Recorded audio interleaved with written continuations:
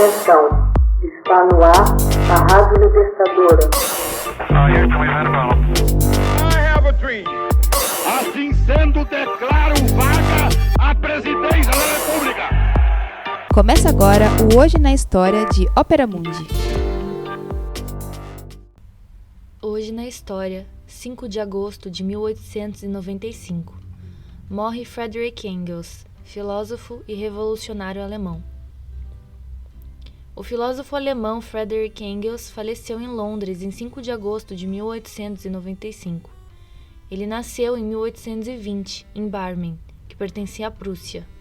Oriundo de uma família da burguesia industrial, Engels observa e conhece desde jovem as penosas condições de vida dos trabalhadores, tanto na Alemanha como na Inglaterra. Aos 18 anos, optou por abandonar o liceu para empregar-se no comércio de Bremen. Como fruto de sua experiência, chega a posições teóricas e políticas revolucionárias. Engels foi o primeiro a declarar que o proletariado não é só uma classe que sofre, mas que a miserável situação em que se encontra obriga-o a lutar pela sua emancipação. Segundo ele, o movimento político da classe operária levaria os operários à consciência de que não há para eles outra saída senão o socialismo. Estas ideias novas foram expostas em obra de enorme repercussão, escrita em estilo cativante, onde abundam os quadros mais impressionantes da miséria do proletariado inglês, consistindo numa terrível acusação ao capitalismo e à burguesia. Trata-se da obra A Situação da Classe Trabalhadora na Inglaterra, de 1845. Este livro é sua primeira análise de uma situação histórica, cujas formas de existência e de luta social são explicáveis em virtude das condições econômicas dominantes. A obra de Engels postula a necessidade de uma transformação radical, e sua atitude intelectual diferencia-se daquela adotada por Karl Marx. Enquanto Engels se centra no caráter concreto dos fenômenos, Marx o fará com alto nível de abstração. Porém, da dedicação de ambos à luta política, surge o Manifesto do Partido Comunista de 1848, e 2 anos mais tarde, a constituição de uma Associação Internacional de Trabalhadores. Seus estudos de filosofia levaram-no a se aproximar do filósofo George Hegel. A fé de Hegel na razão humana e o princípio fundamental da filosofia hegeliana, segundo o qual o mundo é teatro de um processo dialético permanente de mudança e desenvolvimento, conduziram os discípulos do filósofo berlinense à ideia de que a luta contra a iniquidade existente e o mal reinante também procede da lei universal do desenvolvimento permanente. A filosofia de Hegel, que tratava do movimento do espírito e das ideias, era idealista. Retomando a ideia hegeliana do processo dialético, Karl Marx e Engels rejeitaram a concepção idealista e, ao analisar a vida real, viram que não é o desenvolvimento do espírito que explica o da natureza, mas, ao contrário, é necessário explicar o espírito a partir da natureza, da matéria.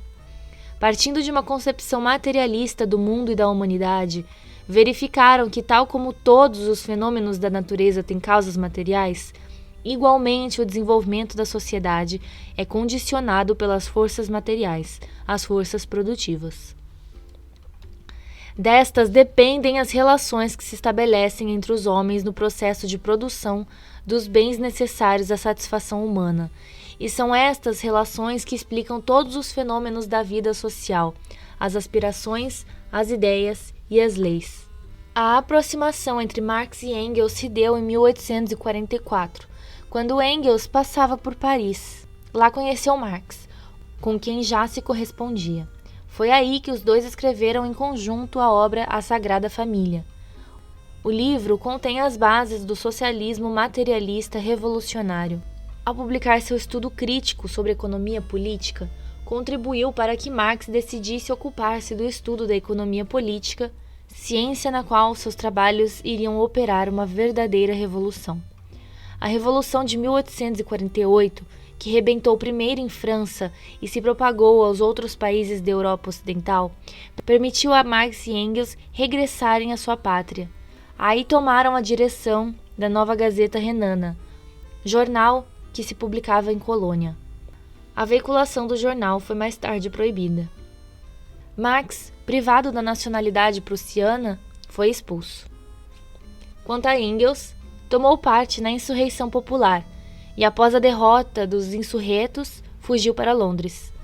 Marx foi se fixar em Londres e Engels passou a ser sócio da empresa do pai em Manchester. Em 1870, Engels vem morar em Londres e a vida intelectual conjunta prosseguiu até 1883, data da morte de Marx. Marx morreu sem ver publicada a totalidade de O Capital. Baseado nos rascunhos deixados por seu amigo, Engels assumiu a pesada tarefa de redigir e publicar os tomos 2º em 1885 e 3º em 1894. Não teve tempo de redigir o tomo 4º. Estes 2 tomos são, com efeito, obra de ambos. Apesar disso, Engels escreveu a um velho amigo: ao lado de Marx, fui sempre o segundo violino. Seu carinho por Marx e a veneração à memória do amigo foram irrestritos. Após a morte de Marx, Engels, sozinho, continuou a ser conselheiro e dirigente dos socialistas da Europa. Todos eles queriam recorrer ao rico tesouro dos conhecimentos e experiência do filósofo. Hoje na História. Texto original de Max Altman. Organização Haroldo Cerávolo. Locução Camila Araújo. Edição Laila Manoeli. Você já fez uma assinatura solidária de Opera Mundi? Com 70 centavos por dia, você ajuda a imprensa independente e combativa. Acesse www.operamundi.com.br/apoio.